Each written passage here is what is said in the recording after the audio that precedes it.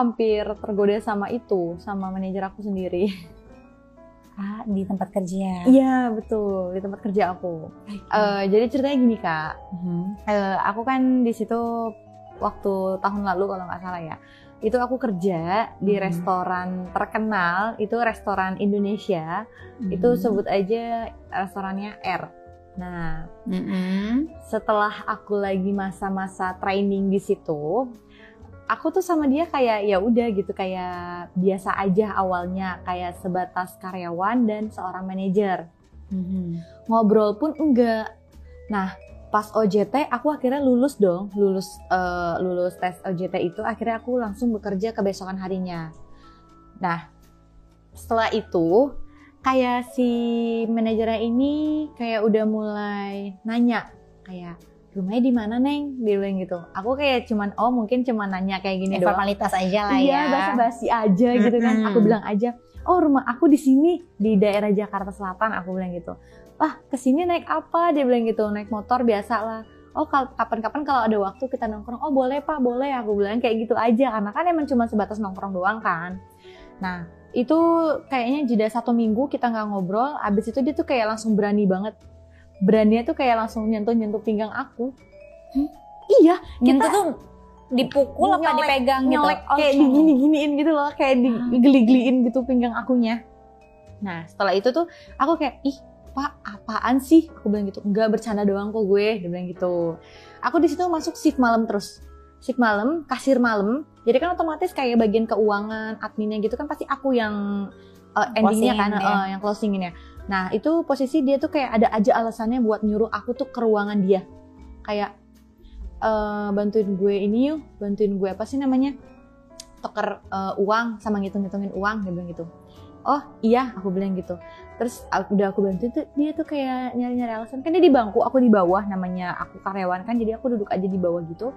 Terus habis itu dia kayak langsung bilang gini, ngapain di bawah, sini di pangkuan aku aja. Dibilang kayak gitu. Terus aku bilang, Pak jangan aneh-aneh, ini di kerjaan, aku bilang gitu. Awalnya aku risih, digituin risih. Nah kayak apa sih namanya, ini kenapa sih orang kok bisa-bisanya langsung mau dipangku. Nah nggak apa-apa. Nah setelah itu tuh dia tuh kayak langsung ngelus-ngelus kepala aku, kayak ngerangkul aku juga. Nggak apa-apa, di sini kita berdua doang. Pak nggak enak, di sini ada CCTV, aku bilang gitu. Nanti kalau atasan-atasan lain lihat gimana, apalagi itu baby cam, on cam. Jadi tuh manajer atasan dia lagi pun bakal bisa cek kamera di jam itu juga. Nah terus aku bilang, aku nggak mau kerjaan aku nanti yang ada jadi rusak, aku bilang gitu. Nah terus habis itu dia tuh bilang aman kok, aman. Nah akhirnya aku kayak bodo amatin omongan dia tuh, aku ngitung uangnya, aku bilang Pak totalnya sekian, ini nanti setoran besok pagi biar sama si teman aku aja yang satunya, aku bilang gitu. Nah, terus habis itu aku bilang gini, Pak saya pamit pulangnya, semua udah saya beresin, udah saya sapu pel, udah beres-beres semua. Ih ngapain buru-buru banget, mau diantar nggak? Aku bilang gitu. Nah posisi aku pulang masih daerah Jakarta Barat. Rumah aku emang di Jakarta Selatan, tapi aku posisi di situ pulang ke Jakarta Barat, ke rumah orang tua. Nah setelah itu dia kayak bilang, udah gue anterin aja. Itu emang dia anterin, karena mungkin firasat dia juga nggak enak kali ya. Itu ada ojol juga yang genit sama aku. Ojol? Iya, ojek online. Nah jadi kan di situ kan namanya kawasan mungkin hotel kayak buat cewek-cewek kayak gitu kali ya. Jadi banyak orang yang nongkrong di situ, dan aku pun pulang kerja capek, aku kayak bodo amat lah lu mau ngomong apa, intinya gue pulang aja. Ternyata aku di situ diikutin sama si ojol ini, dan si manajer aku ini itu juga dia ngikutin aku buat mastiin aku selamat atau enggak sampai rumah. Nah setelah itu pas nyampe gang rumah tuh aku baru sadar, bang ngapain ngikutin saya? Nggak apa-apa Neng, gue suka sama lu, boleh minta nomor WA enggak? Ih aneh, kan di kerjaan bisa, aku bilang gitu, gak usah ngikutin. Lu kayak begal gue tau gak sih? Nggak apa-apa. Terus akhirnya aku bilang, enggak, gue gak mau pulang, gue mau nongkrong. Karena aku di situ takut, kalau mereka tahu rumah aku. Karena kan posisi itu rumah orang tua aku takut kayak berdampak nanti ke orang tua, ke keluarga kan. Kok serem banget sih, maksudnya lo freak banget bang.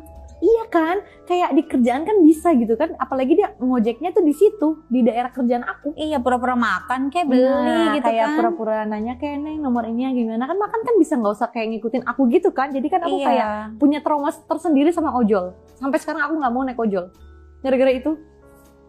Nah terus habis itu kayak manajer aku tuh kayak bantuin aku, lu ngapain adik gue? Dia tuh pura-pura jadi abang. Terus aku bilang, dalam hati aku, ini orang kenapa juga sih ngikutin? Aku bilang gitu, ini ada apa dengan dua laki-laki ini? Aku bilang gitu. Terus aku kayak bilang, bang nggak apa-apa, udah abangnya pulang aja.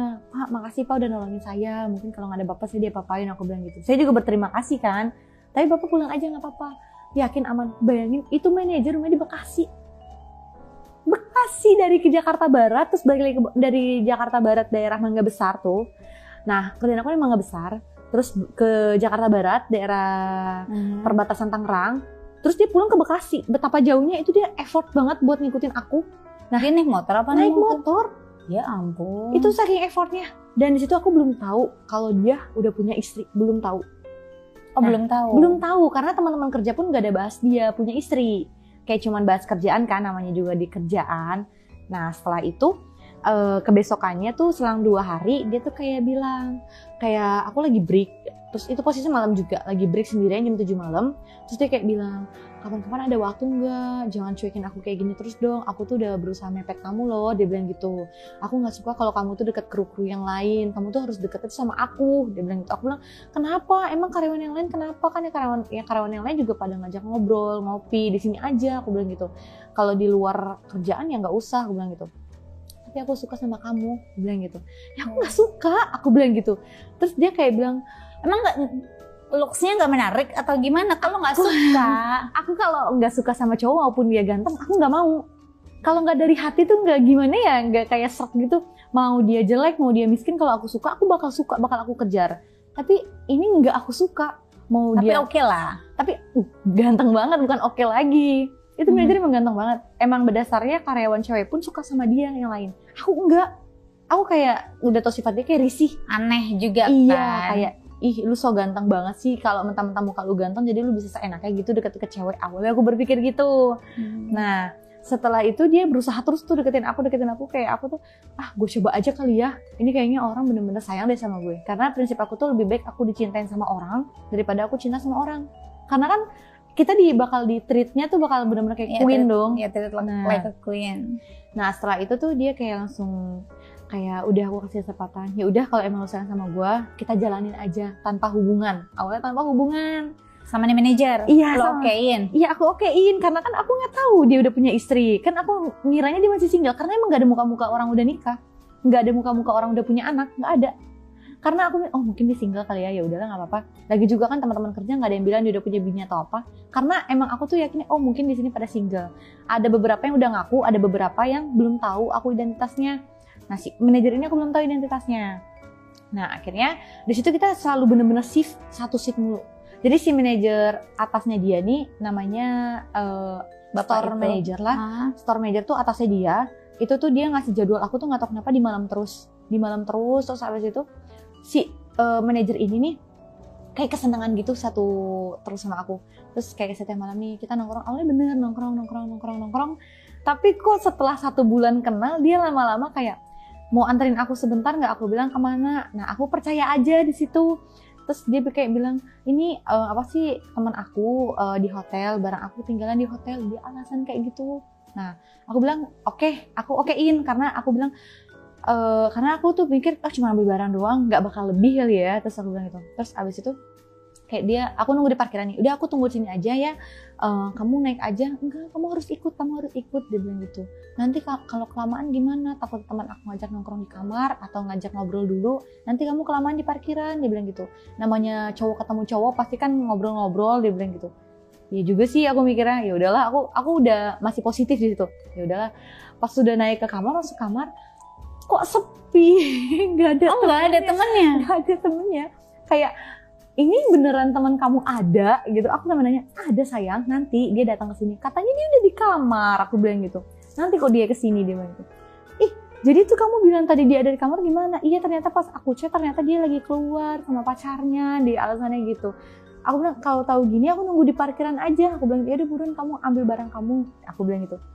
Nah terus habis itu tuh dia kayak mulai megang-megang pegang aku, di sini dulu ya sayang, dia bilang gitu. Mau ngapain? Aku bilang gitu.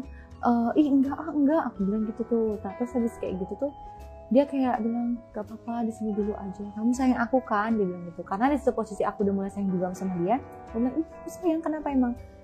Itu dia ngasih minuman ke aku nggak tahu minuman apa, tiba-tiba tuh aku kayak udah nggak sadar. Hah? Iya, di situ kayak aku tuh belum pernah disentuh sama laki-laki lain, pertama kali sama dia aku disentuh. Oh my God. Itu bener-bener kayak traumaan aku pertama kali di situ. Aku ngejaga selama 18 tahun, 19 tahun, dan rusak sama dia. Rusak sama dia kayak aku sama pacaran aja, mantan-mantan aku tuh nggak pernah nyentuh. Mungkin mereka minta tapi aku nggak kasih. Dan aku mungkin ditinggalin karena itu kali ya, nggak pernah ngasih. Ya aku juga nggak tahu sih pacaran zaman sekarang tuh selalu kayak gitu kali ya. Soalnya setiap aku pacaran juga pada minta, aku bilang nggak mau, akhirnya mereka ninggalin aku dan mereka nyari yang lain. Ya nggak